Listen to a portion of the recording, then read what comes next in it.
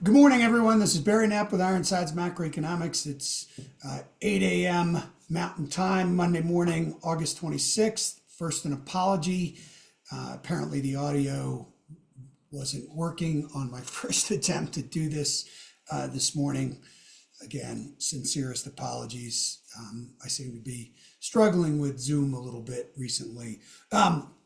So this week's note was titled Big Revisions and Bigger Government. There were really two main sections to our note, which as a full subscriber, you'd get all the gory details, including our sector and asset allocation recommendations.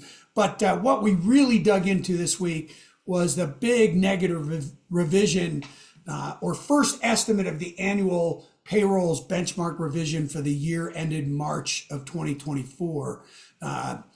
And then we got into the Fed starting that recalibration or cutting cycle, and then our implications for the markets and all. But the bulk of the report really dug into the outlook for the labor market. So we saw lots of people, lots of economists soft pedaling the negative 818,000 benchmark revision. As you can see in the chart, if you're looking at the video version of this, it was biggest net negative revision we've had since the 2008-9 period, and before that, back in 1990 or so. And so there were lots of negative implications for this benchmark revision. To begin with, our core thesis for the better part of 2 years, really since the Fed started the tightening cycle, was passive QT and aggressive rate hikes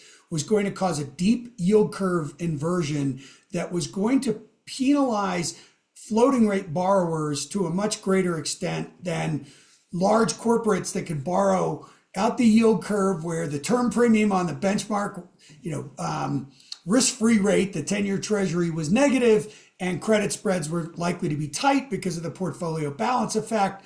And so it really was going to put a lot of pressure on small businesses. The former head of the BLS said that's what happened, that the revisions are coming through the birth death model, and it is all small businesses. We had another chart in the note that showed using the ADP data just how weak small business employment is relative to large businesses. And that's at the core of why we're so concerned about the economy. If we assume that the same pattern has persisted since March through July, we have employment growth at less than 1%.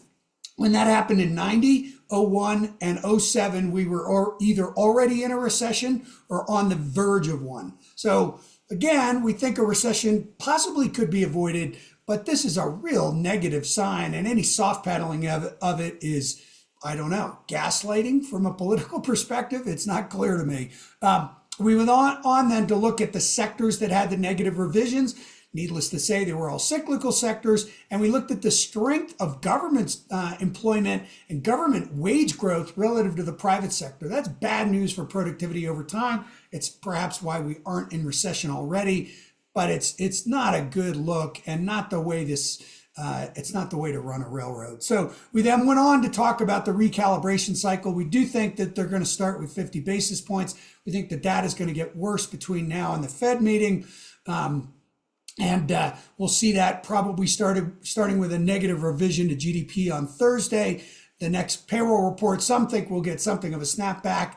We're not so sure. The data we've been seeing doesn't look like that. We took some issue with Powell's speech and what we thought was just deflecting blame for the inflation shock. It came closer to describing the role of the huge stimulus and fiscal spending in that. We also take issue with anyone saying, well, this was a global phenomenon. Sure, it was a global phenomenon. The US consumer was the catalyst for driving demand for goods way beyond the ability of the supply side to deliver those goods. And that's because the stimulus was so big here. Remember, we run massive trade deficits. Our major competitors from an economic perspective run surpluses. So we created the inflation it was born in the USA. So as far as the markets go, we still don't really like the back end of the Treasury market. We do like the mortgage-backed securities market. It's starting to, the spreads are starting to tighten a little bit. They'll probably tighten further once the Fed gets started.